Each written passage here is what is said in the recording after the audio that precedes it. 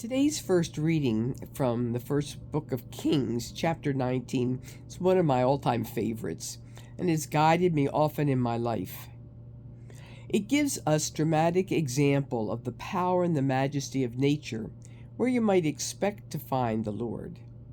Strong and heavy wind rending mountains and crushing rocks, earthquake, fire.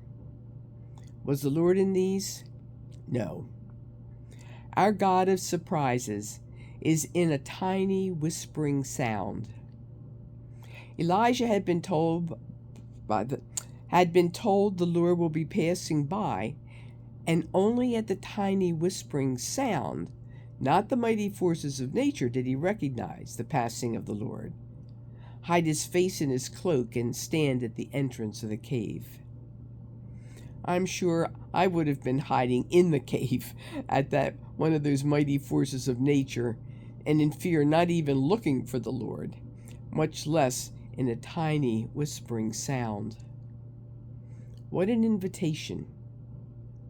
I resolve not to let my fears drown out the subtle, gentle voice of God, and it's not easy.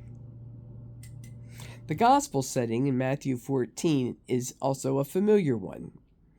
Jesus seeks some alone time to be with his Father on the mountaintop and sends the disciples off in their boat to go before him to the other side of the lake. As can happen with a rather shallow lake, the wind comes up and tosses the boat around. Another fearful gesture from nature. It is the fourth watch, the hours from 3 to 6 a.m., the time of significant encounters with God in many biblical stories. A holy time. The disciples see a figure approaching on the water. More fear. They think it's a ghost, but the figure speaks. Take courage, it's I, do not be afraid. And Peter says, Lord, if it's you, command me to come to you on the water. Jesus replies simply, come. Once again, fear interferes. Peter, realizing the strength of the wind, begins to sink and cries out, Lord, save me.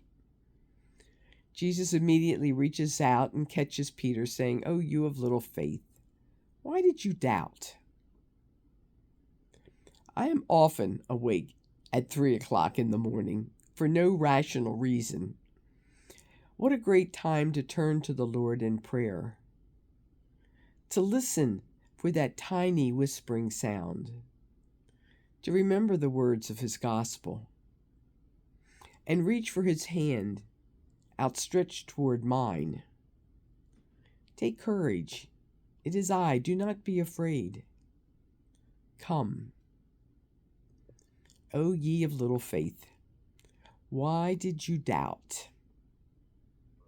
It's a good question. Amen.